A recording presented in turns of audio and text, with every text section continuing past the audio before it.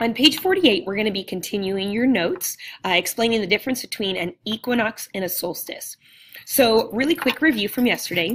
Yesterday we discussed the equinoxes that happen twice a year, the autumnal equinox and vernal equinox. And just to remind you that this equinox means that both hemispheres are receiving equal amounts of sunlight, 12 hours of day and 12 hours of night.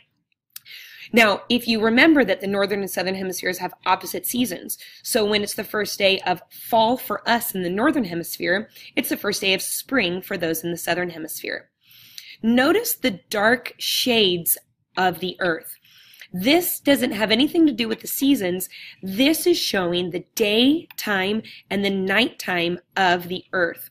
Because we experience daytime and nighttime whether it's fall, whether it's winter, whether it's spring, or whether it's summer, because Earth is always rotating on its axis. So this is the equinox that you should have had in your notes from yesterday. So today we're going to talk about what a solstice is. Well, if equinox is when the two hemispheres are experiencing equal amounts of sunlight, then a solstice would be when the northern and southern hemispheres are receiving different amounts of sunlight because one hemisphere is tilted more towards the sun, or one hemisphere is tilted more away from the sun. So the notes that we're going to take today about the solstice, get the definition down, is explaining when we have a tilt either more towards the sun or away from the sun, therefore they would experience the opposite seasons of either winter or summer.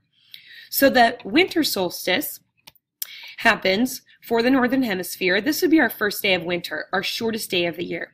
In 2017, this will be occurring on December 21st. Notice that the northern hemisphere is tilted away from the sun while the southern hemisphere is tilted towards the sun.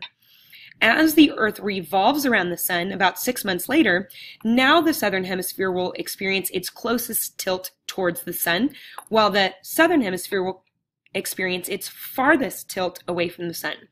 Our summer solstice will be our first day of summer, or our longest day of the year, and this will occur in June 21st of 2018. So now that you have these notes about the solstice, we can go back and correct your warm-up. Question number 1, define a solstice. Well, a solstice is when the northern and southern hemispheres experience different amounts of sunlight. How many solstices are there a year? There are 2, the winter and the summer solstice. The difference between the winter and summer solstice is one is the shortest day of the year and one is the longest day of the year. First day of winter, first day of summer.